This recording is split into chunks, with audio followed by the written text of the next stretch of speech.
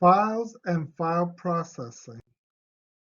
A file is a sequence of data that is stored in secondary memory, for example, a hard drive or a USB drive. Files can contain any data type, but the easiest files to work with are text files. A file usually contains more than one line of text. Python uses the standard new line character \n to mark line breaks. For example, hello is on one line, world is on another line, there are two lines here, and goodbye 32.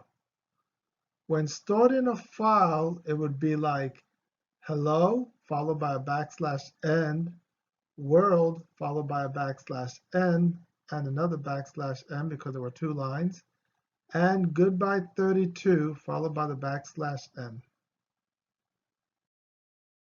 This is exactly the same thing as embedding a \n in a print statement. Remember, these special characters only affect things when printed. They don't do anything during evaluation. The process of opening a file involves associating a file on disk with an object in memory. We can manipulate the file by manipulating this object. We can either read from the file or write to the file. When done with the file, it needs to be closed. Closing the file causes any outstanding operations and other bookkeeping for the file to be completed. In some cases, not properly closing a file could result in data loss. Reading a file into a word processor has the following steps. The file is open, contents is read into RAM, the file is closed, changes to the file are made to the copy stored in memory, not the copy stored on the disk. Saving a word processing file involves the following. The original file on the disk is reopened in a mode that will allow writing. This actually is going to erase the old contents. File writing operations copy the version of the document in memory to the disk. The file is then closed. Working with text files in Python, we associate a disk file with a file object using the open function. So on the left side is the file object, on the right side is the open function that has two arguments. The first argument is the name of the file, followed by the mode, which in our case is either read or write mode. Name is a string with the actual file name on the disk. The mode is either R for reading or W for writing, depending on whether we are reading or writing the file. For example, in this statement, in_file is the file object. We are making a call to open, and our first argument is the name of the file, numbers.dat, and the mode is reading.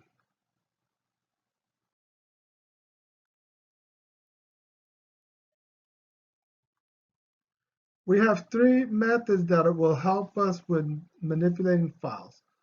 The read file method returns the entire remaining contents of the file as a single and possibly large multi-line string, depending on the size of the file. Read line returns the next line of the file. This is all text up to and including the next new line character. So this is reading one line at a time. Read lines returns a list of the remaining lines in the file. Each list item is a single line including the new line characters. For example, fname equals input enter a file name. This is a prompt asking the user for the name of a file. In_file is then going to be the name of the file object, and we're going to make a call to open, and it's going to be the name of the file, and it's going to be in read mode. A variable called data is going to be assigned the result of infile.read. This reads the whole file content into data. Print data is going to print the entire content of the file. So the process is that first we prompt the user for a file name. We open the file for reading. The file is read as one long string and stored in the variable data. So data back here is a variable.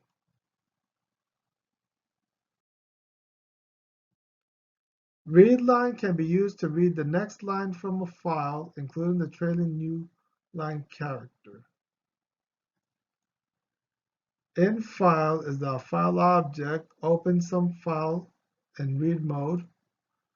We then have a for loop, I in range 5, so it's going to read 5 lines. It's going to have a string called line, which is going to read the next line.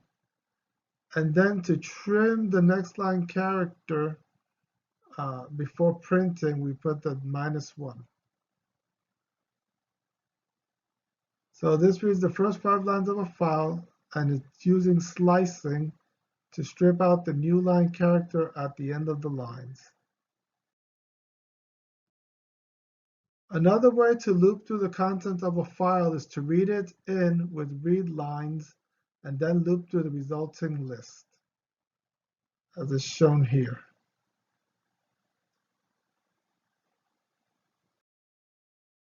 Python treats the file itself as a sequence of lines.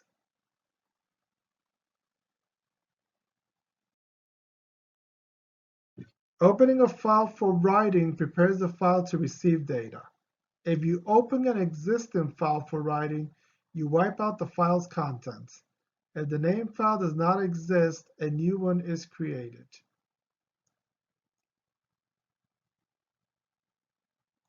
So for example, out file is the name of the object. Open my data.out and it's in write mode. If the file exists, its content is going to be erased. If the file doesn't exist, a mydata.out file will be created. And you can print whatever expression and file out is equal to out file.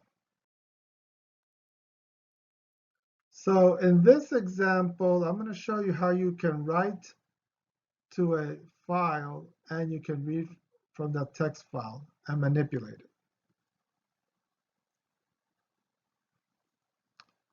So notice here we're defining a method called main. F is going to be our file object, and the file is going to be called values.txt, and notice that it's in write mode because we have a W there.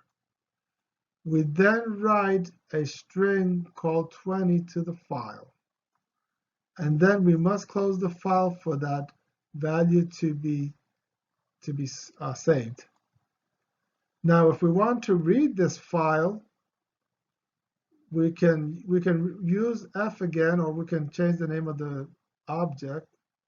So F is equal to open values.txt. Notice this time we are in read mode, so the R. So then we can create a variable called balance. Now, because the content of the file is a string, I am converting the read line to a float. So even though the content of this file has a 20.00, it is treated as a string. So balance is now a float variable because we converted it to a float.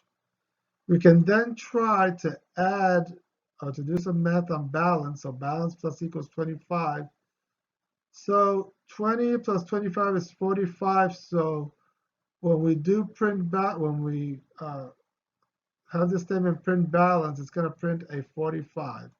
And then we want to close the file. And then if you ran this, main is just a call to the file. So I would recommend that you type this program and then test it to see that it will create the values.txt file. And then in the second half, it will actually add the value 25 to balance. Things to note, it's not unusual for programs to have multiple files open for reading and writing at the same time. So you may have one file that's for reading and another file that's for writing. In the previous example, we were using the same file in read mode, and then we were using it in write mode. I'm sorry, we were using it first in write mode, and then we were using it in read mode. But you may have different files that one is you're using for reading and another one you're using for writing. This concludes my presentation.